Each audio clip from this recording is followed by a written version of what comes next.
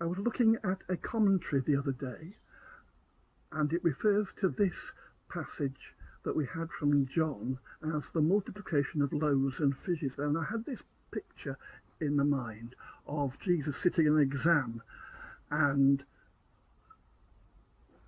working out the problem. If a boy has 5 loaves and 2 fish, and the number of people is 5,000, how many more loaves and fish does he need?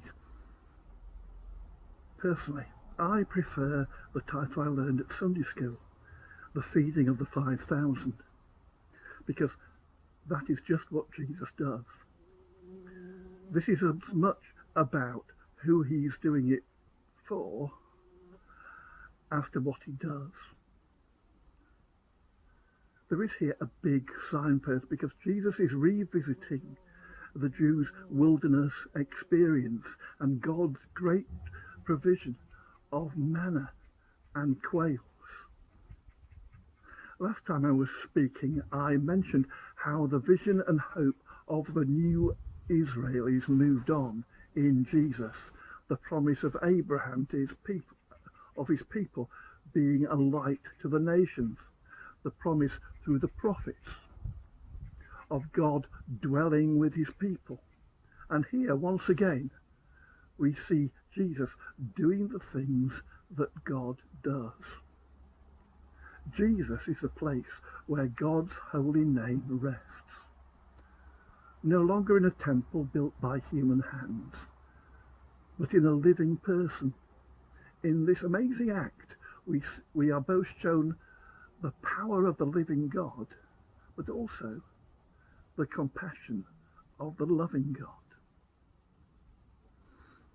The psalmist sings God's praises, and in Psalm 107 verse 9 we hear, he satisfies the thirsty and fills the hungry with good things, physically, mentally, spiritually. This is what Jesus is doing. Tom Wright puts it like this: this isn't purely to elicit wonder or to display power, it is to meet a human need and to demonstrate love. Feeding the 5,000 is a famous story. It makes an appearance in all 4 Gospels, but John presents it differently. For John, the significance of this miraculous event is found in the reality to which it points. It tells you something about who Jesus is. So he refers to this as a semeion, a sign. John is consistent in this.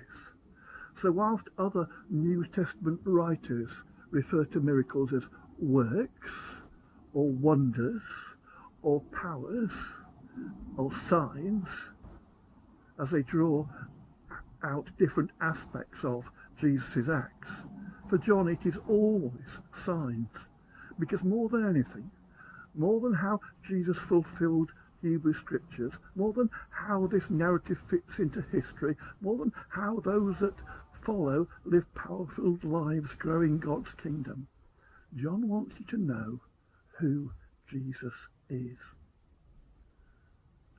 When you make decisions, you have to choose. So often we want to say, well, and sit on the fence, or claim that it's beyond us, but choices matter. Sometimes you can look at the data and work it out for yourself, but with other, especially complex things, you could have all the data in the world and it would still be too hard. Then it boils down to trusting the people who do know.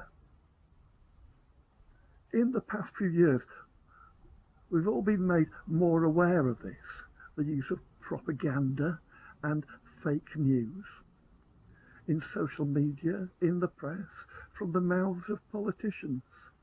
There's never been a more important time to be clear on where we get our information. We need to make choices. Who do you trust? Whose judgment are you going to base your decisions on? And it's into this conundrum that John speaks, saying, look, when it comes to true or false, right or wrong, life and death, take hold of this. truth and right and life and love can be found for sure in one place, in the person of Jesus. Trust him. As John tells us at the end of chapter 20, Jesus performed many other signs in the presence of his disciples, which aren't recorded in this book. But these are written that you may believe that Jesus is the Messiah, the Son of God, and that by believing you may have life in his name. Making the right choice is vital in so many parts of our lives, and it's easy to be deceived by simple answers and attractive solutions. We see the conflict between good news and fake news in this passage, because it goes on saying, after the people saw the sign Jesus performed, they began to say, surely if this is the prophet who's come into the world.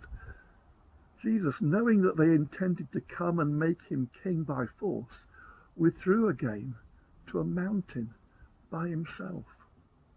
Revolutionary fever was in the air. Unhappy, oppressed people look for something new. They look for change. And the crowd see Jesus' new kingdom as a physical rival to Rome and their Herodian puppets. It was this conflict that led to his rejection by the crowds in front of Pilate. Barabbas, the political revolutionary, chosen over Jesus, the spiritual revolutionary. But Jesus is proclaiming something else. Something that demands hard and difficult choices. A recognition that change won't come from without. It must come within us, letting us look at ourselves and our world in a different way. It is then that we find the life and love and fellowship that marks God's very different sort of kingdom. That's what we see in Paul's letter. There he is, stuck in prison, in the dark, in chains, awaiting death. But his prayer to the Ephesians and for the Ephesians is full of joy. I pray that out of his glorious riches he may strengthen you with power through his Spirit in your inner being, so that Christ may dwell in your hearts through faith. And I pray that you, being rooted and established in love, may have power together with all the Lord's holy people to grasp how wide and long and high and deep is the love of Christ, and to know this love that surpasses knowledge, that you may be filled to the measure of all the fullness of God. May that be true for you today. Amen.